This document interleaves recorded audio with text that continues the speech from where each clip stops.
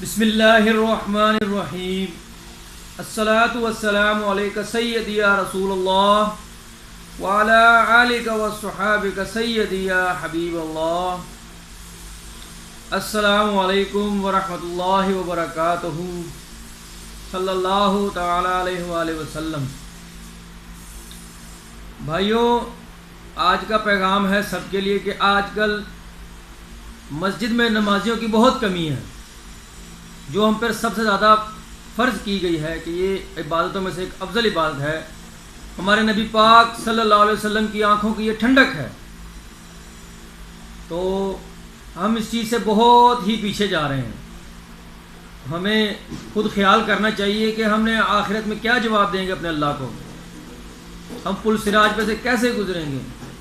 جو بال سے بریک اور تلوار کی دھار سے زیادہ تیز ہوگا اور نیچے آگ کے شعلے بھڑکتے ہوں گے.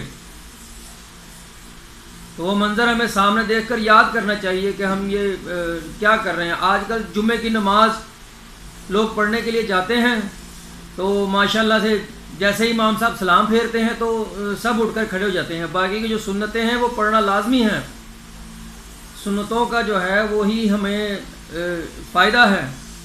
فرض جو ہے وہ لوگ قضا کر رہے ہیں. تو جو انسان اپنے اللہ تعالیٰ کے حکم کی نافرمانی کرتا ہے تو وہ جہنم میں جائے گا. اور ہمارے پاک نبی کریم صلی اللہ علیہ وسلم نے فرمایا کہ بے نمازی پر جاتے ہوئے قبر میں 15 سزائیں دینا شروع کر دیں گے. اس پر 15 سزاؤں کا عذاب شروع ہو جائے گا، جس میں سے پہلا عذاب یہ ہے کہ وہ قبر اس کی 70 گز یا 70 ہاتھ کھلے گی اور اس کی جو پسلیاں ہیں نا پسلیاں وہ ایک دوسرے سے ملا دے گی. تو یہ خوف ہمیں دل میں رکھنا چاہیے. میں اس دن نماز پڑھنے گیا تو ایک بزرگ مجھ سے ملے، سلام دعا ہوئی تو مجھے کہنے لگے کہ بیٹا مجھے انہوں نے ایک واقعہ سنایا حضرت نوح علیہ السلام کا. انہوں نے کہا کہ اللہ نے حضرت نوح علیہ السلام کو کہا کہ اے نوح ایک گملے بناؤ. جب انہوں نے گملے بنائے تو پھر کہا ان میں پھولوں کے ڈیزائن بناؤ. جب انہوں نے تیار کر لیے، بڑے خوبصورت کر کے انہوں نے تیار کیے، تو فرمایا نوح انہیں توڑ دو. تو نوح علیہ السلام نے کہا یا اللہ انہیں میں توڑوں گا تو مجھے بڑا دکھ ہوگا، میں نے بڑے پیار سے بنائے ہیں. تو اللہ نے کہا نوح تو نے بھی دعا کی تھی، میں نے تیری دعا قبول کی تھی اور میں نے ان لوگوں کو تباہ و برباد کر دیا تھا، لہٰذا میں نے بھی ان کو بڑی محبت سے بنایا تھا تو مجھے بھی بڑا دکھ ہوا تھا. تو میرے بھائیوں، ہمیں بھی اللہ نے بڑے پیار سے بنایا اور بے شک اللہ ہم سے بڑا پیار کرتا ہے. یہ اللہ کا ہم پر بہت احسان ہے کہ ہمیں پاک نبی کریم صلی اللہ علیہ وسلم کی امت میں پیدا کیا. سب سے افضل امت اور سب سے افضل نبی پاک صلی اللہ علیہ وسلم ہمارے آقا جان ہیں. اگر کسی کا منہ کڑوا ہے نا، کوڑا، تو وہ دل سے ایک بار کہے محمد تو منہ میٹھا ہو جاتا ہے.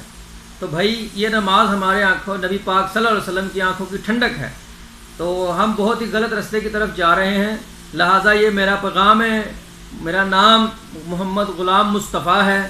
تو میں آپ سب سے اپیل کرتا ہوں، گزارش کرتا ہوں بھائی کہ اپنی آخرت کو بھی سدھاریں، اپنی دنیا کو بھی سدھاریں. آخرت کی جو زندگی ہے وہ ختم ہونے والی نہیں ہے، اس لیے ہمیں آخرت کی زیادہ فکر کرنی چاہیے. دنیا کی جو زندگی ہے تو چند دنوں کی ہے. تو لہٰذا آج کل لوگ ٹک ٹاک میں گھسے ہوئے ہیں طرح طرح کے.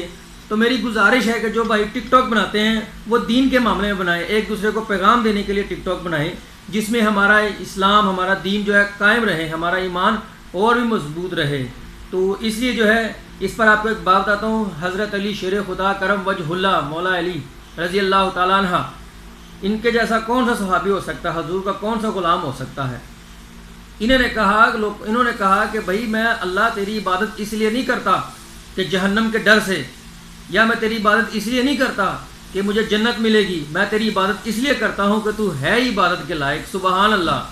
تو اس لیے گزارش ہے آپ سب بھائیوں سے اور دعا ہے کہ اللہ تعالی ہم سب کے والد والدین کو تندرستی اور ایمان والی زندگی دے، ہم سب کو ایمان والی زندگی اور ایمان والی موت عطا کرے.